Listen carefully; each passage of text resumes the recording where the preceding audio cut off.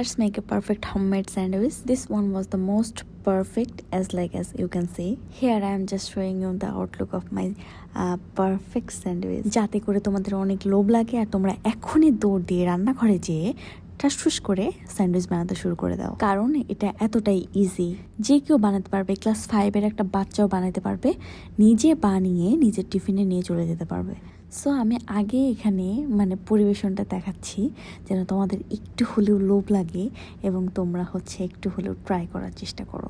আমি জানি যাদের এটা ভালো লাগবে বা লাগবেই তারা অবশ্যই ফার্দার এটা দেখে ট্রাই করবে। আমি চ্যালেঞ্জ দিয়ে বলতে পারবো এটা মেক করার পরে, ট্রাই করার পর তোমাদের আর দোকানে যেতে ইচ্ছা করবে না। সো এখানে আমি ফার্স্টে ঠাস করে একটা গাজর নিয়ে নিয়েছি, একটা না এখানে একটু কুচি করা ছিল, তারপর নিয়ে নিয়েছি টাটকা অর্গানিক শসা, দেন নিয়ে নিয়েছি টমেটো, তারপরে হালকা ক্যাপসিকাম।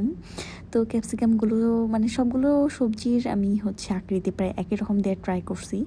তারপরে হালকা চিলি, গ্রিন চিলি যেটা, সেটা নিয়ে নিয়েছি, অনিয়ন নিয়ে নিয়েছি, আর এরপরে কিছু টুকরো চিকেন স্লাইসগুলো একদমই ছোট ছোট হবে, পিৎজাতে যেমন দেয় ঠিক তেমন। চিকেনটা আমি soya sauce, tomato sauce, red chilli আর তোমরা যদি চাও তাহলে ব্ল্যাক পেপার দিয়ে হালকা মাখিয়ে তেলে ভেজে নিতে পারো। ভেজে নিতে পারো না, এটা ভেজে নিতে হবে, অবশ্যই তুমি কাঁচা চিকেন খাবা না। সো এখন আমি এখানে মেও অ্যাড করছি, যেটা আমাদের এখানে রেডিমেড স্টোরে সুপার শপগুলোতে পাওয়া যায়। আই অ্যাম ওভার শিওর যে বাংলাদেশেও এইটা অ্যাভেলেবেল আছে। সো আমি এখানে কোনো টমেটো সস ইউজ করিনি, কারণ আমার এখানকার টমেটো সসটা একটু বেশি টক ফ্লেভার দেয়, যার কারণে আমি ইউজ করি না। আর আমি হালকা 1 চিমটি মতো চিনি ইউজ করছি, কারণ মেয়োটা মিষ্টি মেয়ো না, সুইট না, এটা অনেকটা সল্টি টাইপের মেয়ো, বাট খেতে অনেক মজা লাগে। সো এটা একদমই অপশনাল, এই জন্য আমি এটা এখানে দেখাইনি।